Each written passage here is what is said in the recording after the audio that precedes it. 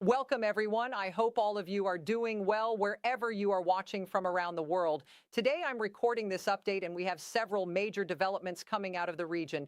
Reports indicate that a massive explosion has struck inside Iran, potentially marking one of the largest blasts we have seen during the entire conflict so far. At the same time, oil facilities across the region are burning following Iranian strikes. And new information has surfaced regarding attacks on the Iranian Navy and additional military operations. There is a lot happening right now, and we have a lot to break down in this update. Before we get started, please take a moment to like the video, subscribe, and support the channel BCC News. It costs you absolutely nothing, but it helps the channel tremendously and allows us to continue bringing you fast and reliable updates. Also, drop your thoughts in the comments below. How do you think the war is developing? What are your reactions to the latest bombing footage and the new military updates? I always read your comments, so let me know what you think. Make sure you also turn on the notification bell so you never miss breaking updates from BCC News. Because this situation is evolving rapidly, and we will continue covering every major development as it happens. Now let's get into the latest information. I'm going to bring the footage up on the screen right away. What you're looking at here is an explosion in Qud City following U.S. and Israeli strikes on Iranian positions.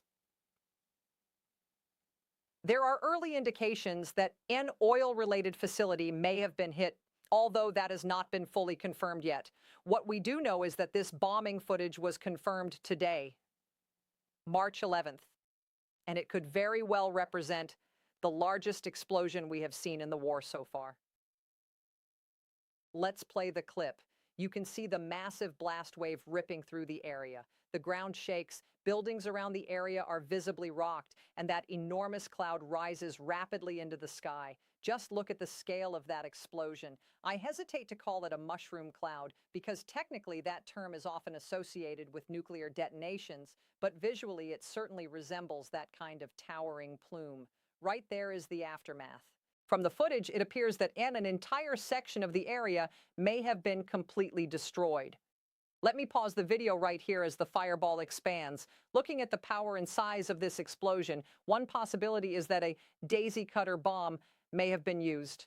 These are extremely powerful conventional bombs that were used previously during operations in Afghanistan. I do not believe this was a MOB, the mother of all bombs, which is one of the largest non-nuclear weapons ever deployed.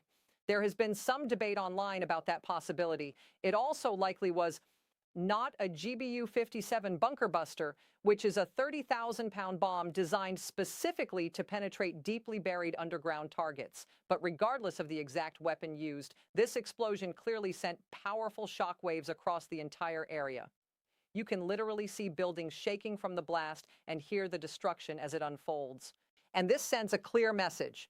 President Trump is not playing games, and the United States military is not playing games either.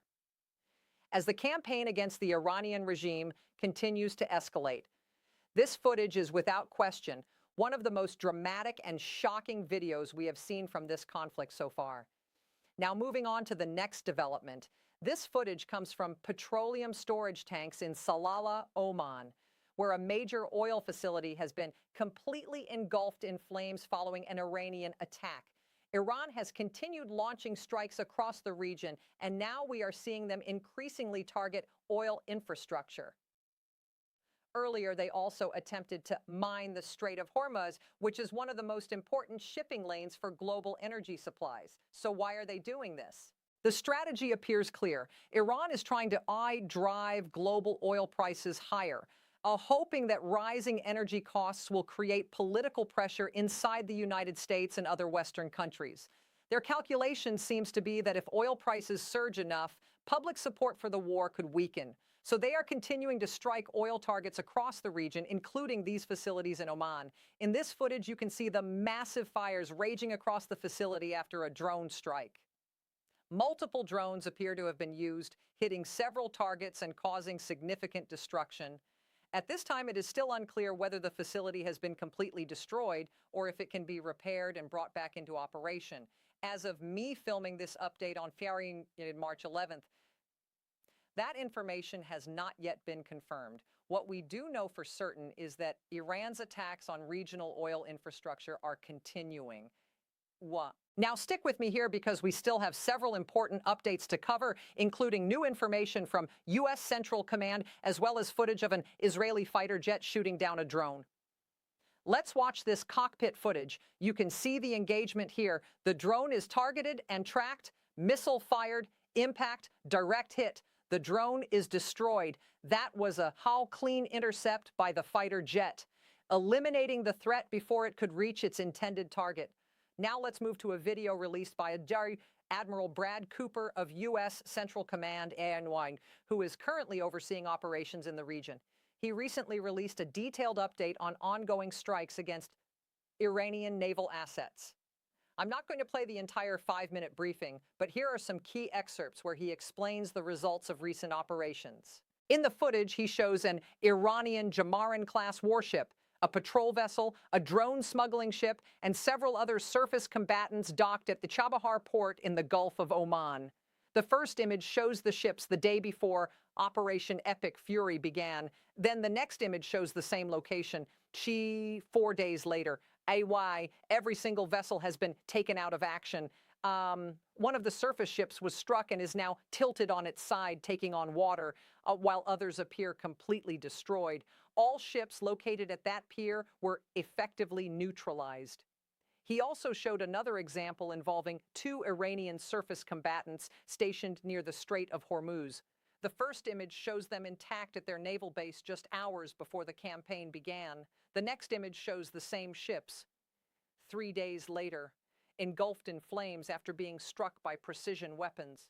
Admiral Cooper made it very clear during the briefing that the objective is to destroy Iran's ability to threaten shipping and project military power in the Strait of Hormuz. For years, Iran has used these forces to harass commercial vessels and challenge U.S. naval operations in international waters. Now, the strategy is to eliminate those capabilities entirely. The campaign is being carried out through continuous waves of advanced fighter aircraft, creating constant pressure on Iranian military infrastructure. The message from Central Command is unmistakable. The strikes are ongoing and they are intensifying. Now, another major development. U.S. Central Command has issued a warning to Iranian civilians and port workers, urging them to stay away from any port facilities where Iranian naval forces are operating. Dock workers, administrative staff, and commercial ship crews have all been advised to avoid Iranian naval vessels and military equipment. Why? Because under international law, once civilian port facilities are used for military operations by the Iranian Navy or the Islamic Revolutionary Guard Corps Navy, those facilities lose their protected civilian status and become legitimate military targets. And according to U.S. officials, that is exactly what is happening now, particularly after Iran attempted to mine the Strait of Hormuz. That means port infrastructure could soon become a major target in upcoming strikes. And I'm telling you right now, based on everything we're seeing, there is a very strong chance that port facilities will soon be hit heavily. Another major strike occurred against Iran's main data center connected to Bank Sepa, the largest bank in Iran.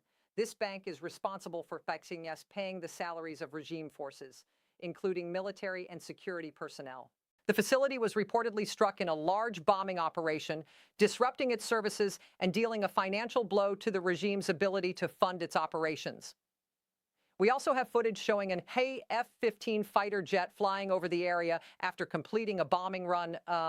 In the video, you can see the smoke rising into the sky while the aircraft roars overhead following the strike. Additionally, there is footage of a U.S. Predator drone flying over Iranian territory. Iranian forces attempted to shoot it down using anti-aircraft fire, but the drone responded by targeting and destroying those anti-aircraft positions. And finally, reports from Ida Alam City indicate that 2 to 3 explosions were heard, likely targeting a military installation or radar facility. So to summarize everything we know at this moment, one of the largest explosions of the war has just occurred inside Iran, potentially destroying a major facility. Iran has continued attacking oil infrastructure in Oman Key, escalating the regional economic pressure. U.S. and allied forces have destroyed multiple Iranian naval vessels, weakening Iran's ability to threaten shipping in the Strait of Hormuz. And Central Command is warning that port facilities used by Iranian naval forces may soon become direct targets. This conflict is clearly continuing to escalate, and we are likely to see even more developments in the coming hours and days. That's the latest update as of CHASA's March 11th. I will continue closely monitoring the situation and bringing you the latest verified information as it becomes available. If you want to stay informed about major global events, make sure to subscribe to BCC News, like this video, and turn on notifications so you never miss an update. Also, leave your thoughts in the comments. What do you think about these developments, and where do you think the conflict is heading next? Thank you very much for watching, and I will see you again soon here on IRGC News with the next update.